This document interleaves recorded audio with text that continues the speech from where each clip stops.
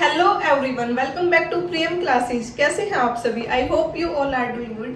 आज हम देख लेते हैं जो हमारी सीरीज चली हुई है काइनेमेटिक्स की, उसमें नेक्स्ट आगे हमारे पास टॉपिक क्या आता है, मोशन इन ए प्लेन। अगर आपको कोई प्लेन दिया जाए, अभी तक हम क्या पढ़ रहे थे, अगर कोई भी आपको लीनियर यानी कि रेक्टिलिनियर पाथ फॉलो कर रही है, यानी कि स्ट्रेट लाइन में कोई बॉडी मूव कर रही है, तो अगर उसकी हमें displacement, velocity, acceleration find out करनी हो तो वो कैसे करेंगे।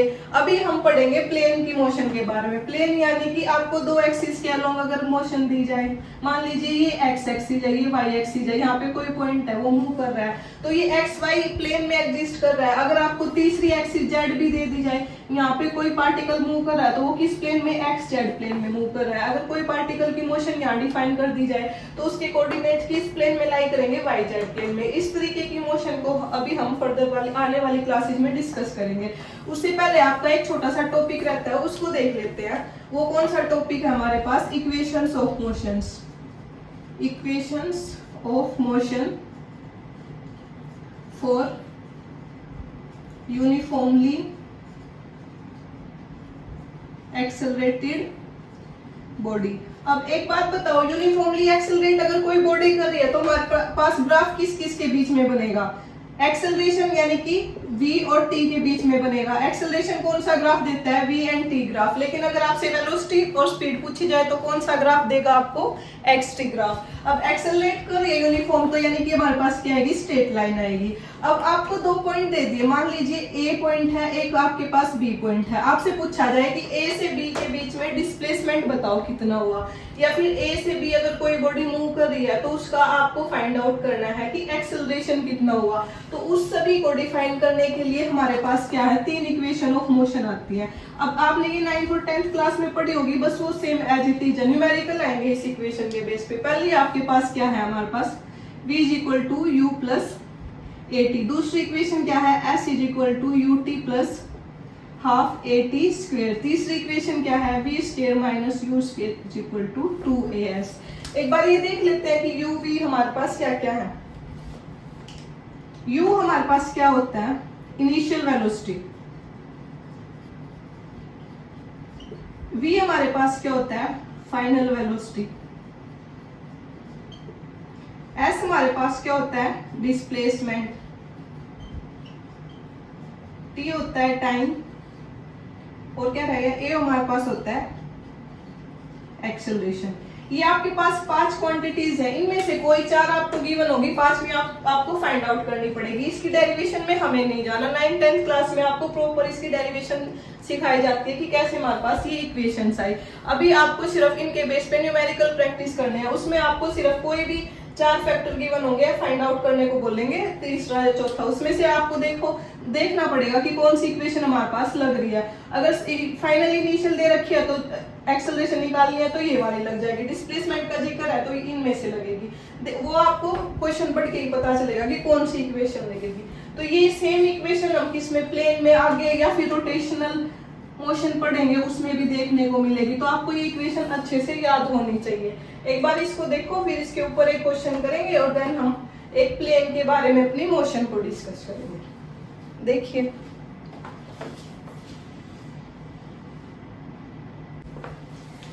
आपको एक क्वेश्चन दे रखा है, इसमें क्या बोल रखा है कि अगर एक बॉडी मूव कर रही है, वो हमारे पास यूनिफॉर्मली एक्सेलरेट कर रही है, तो उसमें हमारे पास एक्सेलरेशन कितनी होगी और डिस्प्लेसमेंट कितनी होगी। अभी आपको ग्राफ दे दिया, ये आपको खुद समझना आना चाहिए कि इसमें क्या क्या गिवन है। वेलोसिटी गिवन है, वेलोसिटी किसमें होती है, मीटर पर सेकंड स्क्वायर में।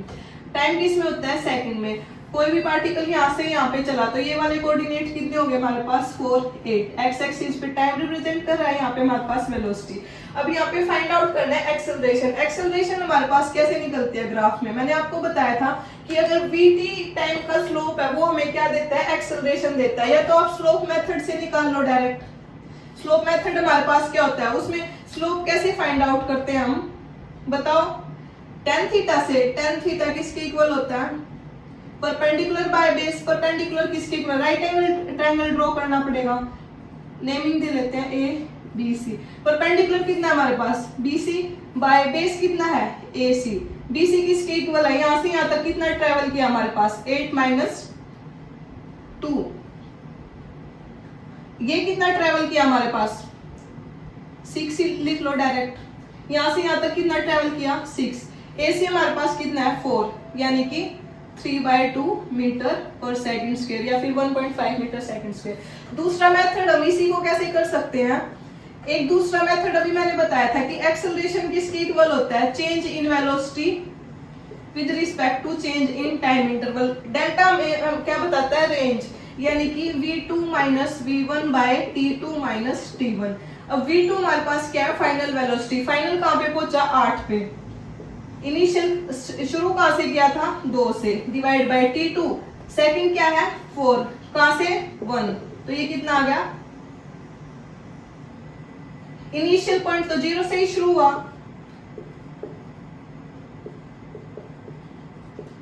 दोनों में हमारे पास क्या है, सेम आंसर आ रहा है। वो आपके ऊपर डिपेंड है कि आप कौन सा मेथड अप्लाई करोगे।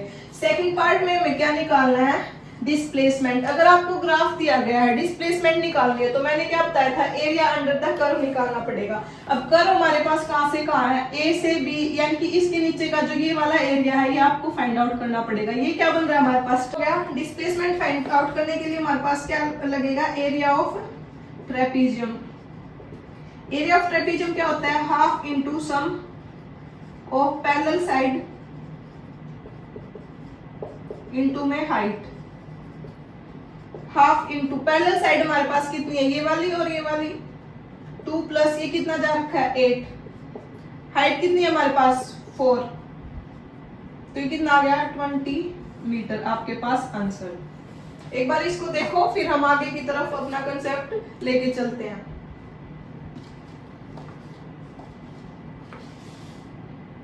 देख लेते हैं हमारे पास टाइप ऑफ वेक्टर। सबसे पहले हमारे पास आता है को इनिशियल वेक्टर। नाम से ही क्लियर है, को इनिशियल यानी कि जिस भी वेक्टर का हमारे पास स्टार्टिंग पॉइंट यानी कि इनिशियल पॉइंट क्या हो, सेम हो। एक वेक्टर हमारे पास,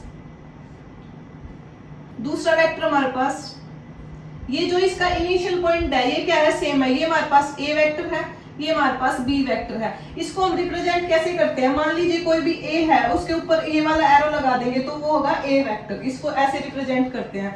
अब दूसरा इसी का एग्जांपल,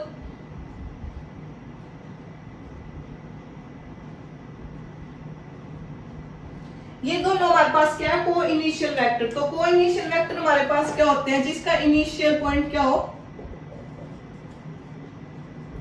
सेम हो, यानी कि जो स्टार्टिंग पॉइंट है वो हमारे पास क्या हो, सेम हो, तो उसको बोलते हैं को इनिशियल वेक्टर। सेकंड हमारे पास आता है इक्वल वेक्टर। इक्वल वेक्टर हमारे पास नाम से ही क्लियर है, इक्वल होनी चाहिए। वेक्टर हमारे पास किस किस से बना है, एक मैग्नीट्यूड, दूसरा हमारे पास डायरेक्शन। तो जिस भी वेक्टर की हमारे पास मैग्नीट्यूड और डायरेक्शन क्या हो, इक्वल हो, उसको बोलेंगे हम इक्वल वेक्टर। जिसके पास vectors having equal, vectors having equal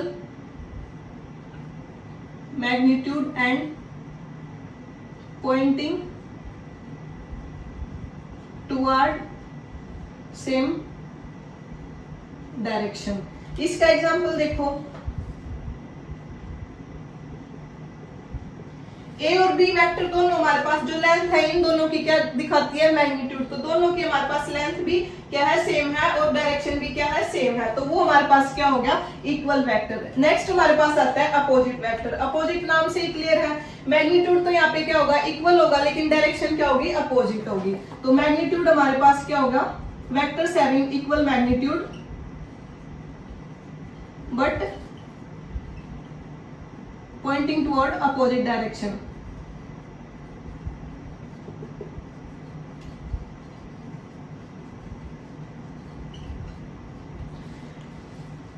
इसी का दूसरा नाम हमारे पास क्या होता है, नेगेटिव वेक्टर। कैसे, देखो एक वेक्टर हमारे पास, ए वेक्टर इस साइड जा रखा है, सेम हमारे पास क्या होगा, मैग्नीट्यूड यानी कि लेंथ हमारे पास सेम होगी, लेकिन उसकी डायरेक्शन क्या होगी। इसको हम रिप्रेजेंट कैसे कर सकते हैं, ए वेक्टर किसके इक्वल होगा, माइनस ऑफ बी वेक्टर के, इसलिए इसका दूसरा नाम क्या है, नेगेटिव वेक्टर। फिजिक्स में हमारे पास माइनस साइन क्या दिखाता है, कोई भी चीज नेगेटिव एक्सिस में, यानी कि जो इसमें डायरेक्शन बताई जाती है, पॉजिटिव माइनस से हमारे पास क्या डायरेक्शन बताई जाती है फिजिक्स में। तो नेगेटिव साइन यहाँ पे माइनस प्लस कुछ नहीं दिखा रहा कि कोई चीज ऐड हो रही है या कम हो रही है, ये क्या दिखा रहा है कि अपोजिट डायरेक्शन है इसकी, ए और बी की। नेक्स्ट हमारे पास है कोप्लेनर। कोप्लेनर यानी कि जो वेक्टर हमारे पास सेम प्लेन में लाई करे। Vectors that lie in same plane. अब सेम प्लेन यानी कि मान लीजिए आपको एक एक्स वाई प्लेन दे रखा है, इसमें कोई वेक्टर ऊपर की साइड मूव कर रहा है, कोई डाउनवर्ड, कोई किसी डायरेक्शन में, ये तीनों सेम प्लेन में लाई कर रहे हैं, लेकिन इसका ना ही तो मैग्नीट्यूड सेम है ना ही डायरेक्शन, सिर्फ हमारे पास प्लेन क्या है, एक्स वाई प्लेन है, तो ये हमारे पास क्या होगा, कोप्लेनर। नेक्स्ट हमारे पास कोलिनियर। कोलिनियर हमारे पास क्या होता है, या तो ये पैरेलल होंगे या फिर क्या होंगे, एंटी पैरेलल एक दूसरे के।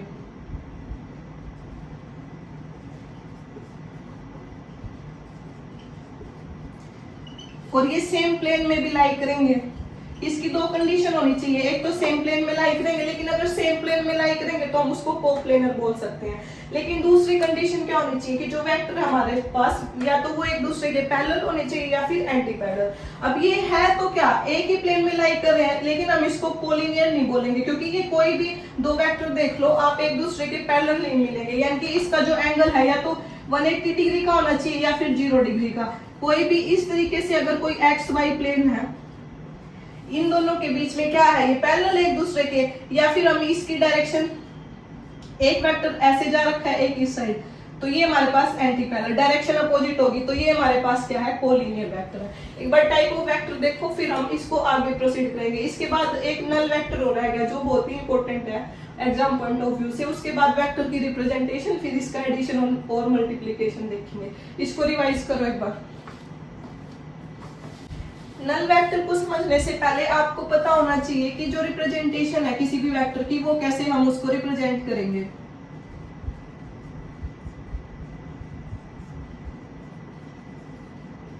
आपको एक प्लेन गिवन है एक्स वाई जेड, ये आपको ए वेक्टर दे दिया गया, तो ए वेक्टर को हम रिप्रेजेंट कैसे करेंगे। यहाँ पे हमारे पास क्या है, इसके पास एक्स कोऑर्डिनेट भी है, वाई कोऑर्डिनेट भी है और जेड कोऑर्डिनेट भी है, तो इसको हम रिप्रेजेंट कैसे करेंगे, ए एक्स आई कैप, ए वाई जे कैप प्लस ए जेड के कैप। अब ये क्या चीज है, ये हमारे पास क्या है, रिप्रेजेंटेशन। इसको समझने के लिए देखो, ए एक्स आई कैप, ए वेक्टर को हम कैसे रिप्रेजेंट करेंगे, ए एक्स आई कैप प्लस ए वाई जे कैप प्लस ए जेड के कैप। अब मैंने क्या लिख दिया, ये ए हमारे पास क्या, कोई भी वेक्टर है, वेक्टर का हमारे पास क्या होता है, एक मैग्नीट्यूड होता है, एक क्या होती है, डायरेक्शन। अब हर एक एक्सिस के अलोंग उसका कुछ ना कुछ मैग्नीट्यूड होगा, यानी कि यहाँ पे इसके 3 कोऑर्डिनेट्स होंगे एक्स वाई जेड के अलोंग। तो ए एक्स के अलोंग इसका जो मैग्नीट्यूड है वो कितना है, ए एक्स। आई क्या है, उसकी डायरेक्शन शो कर रही है एक्स एक्सिस के अलोंग। ए वाई क्या है, उसका कंपोनेंट वाई एक्सिस के अलोंग। जे कैप क्या दिखा रही है, उसकी डायरेक्शन वाई एक्सिस की ओर। ए जेड हमारे पास क्या है, component of A vector along Z axis, और के कैप क्या दिखा रही है, उसकी डायरेक्शन। तो ये देख लो क्या क्या हमारे पास, ए एक्स क्या है, कंपोनेंट अलोंग एक्स एक्सिस, यानी कि उसका कितना मैग्नीट्यूड है, एक्स एक्सिस के अलोंग। ए वाई हमारे पास क्या है, कंपोनेंट अलोंग वाई एक्सिस। ए जेड हमारे पास क्या है, कंपोनेंट अलोंग जेड एक्सिस। ठीक है, अब आई कैप क्या है, डायरेक्शन दिखा रही है किसके अलोंग, एक्स एक्सिस के अलोंग। जे कैप क्या है, हमारे पास डायरेक्शन दिखा रही है एक्स एक्सिस के अलोंग। के कैप हमारे पास क्या है, डायरेक्शन दिखा रही है जेड एक्सिस के अलोंग। ये हमारे पास क्या काम करती है, डायरेक्शन। वेक्टर हमारे पास पूरा ही कब होगा, जब उसके पास क्या हो, मैग्नीट्यूड भी हो, डायरेक्शन भी हो। तो वही सब दिखाने के लिए हमारे पास इसकी रिप्रेजेंटेशन को कैसे लिखते हैं, ए एक्स आई कैप, ए वाई जे कैप, ए जेड के कैप। अब फॉर एग्जाम्पल आपको मान लीजिए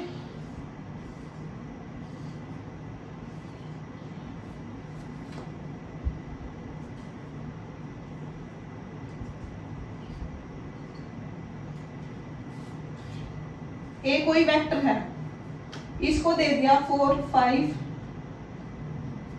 -7, ये उसके कोऑर्डिनेट्स दे दिए और आपको बोल दिया कि इसको वेक्टर फॉर्म में रिप्रेजेंट करो। तो वेक्टर फॉर्म में रिप्रेजेंट करने के लिए कैसे लिखेंगे हम, ए वेक्टर किसके इक्वल होगा, एक्स के अलोंग कितना कंपोनेंट है, यानी कि ए एक्स के क्या है हमारे पास 4, डायरेक्शन कौन देगा, आई कैप, प्लस वाई के अलोंग कितना है हमारे पास 5 जे कैप। लेकिन अभी जेड के अलोंग क्या है, माइनस है,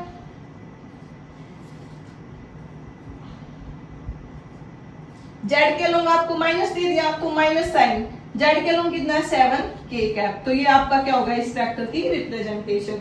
इसी से हम क्या करेंगे इसका एडिशन, इसी से हम इसकी मल्टीप्लीकेशन देखेंगे और उसके बेस पे कुछ क्वेश्चन देखेंगे कैसे आपके एग्जाम में पूछे जाते हैं। एक बार इसको देखो, कोई डाउट है तो कमेंट सेक्शन में पूछो।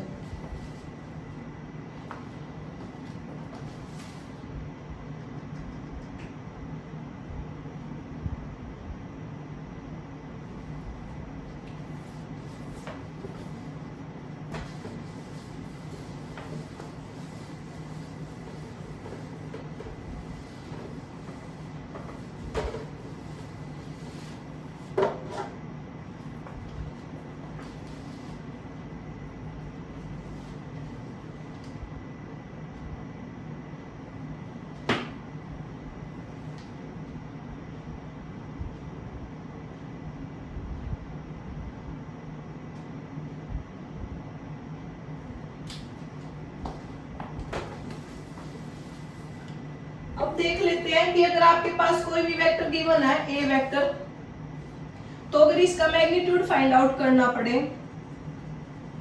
तो वो कैसे फाइंड आउट करेंगे। मैग्नीट्यूड फाइंड आउट करने के लिए हम इसको सबसे पहले लिखेंगे कैसे, या तो ए वेक्टर और बाहर लगा दो मॉडुलस, या फिर सिंपली हम इसको कैपिटल ए से रिप्रेजेंट कर देंगे बिना किसी वेक्टर सिंबल के। तो ये क्या हमारे पास रिप्रेजेंट करेंगे दोनों कि हम क्या फाइंड आउट कर रहे हैं मैग्नीट्यूड किसका, ऑफ ए वेक्टर। वो कैसे फाइंड आउट करेंगे, अभी हमने पढ़ा कि अगर ए वेक्टर है तो उसको हम कैसे लिखेंगे, ए एक्स आई कैप, ए वाई जे कैप, ए जेड के कैप।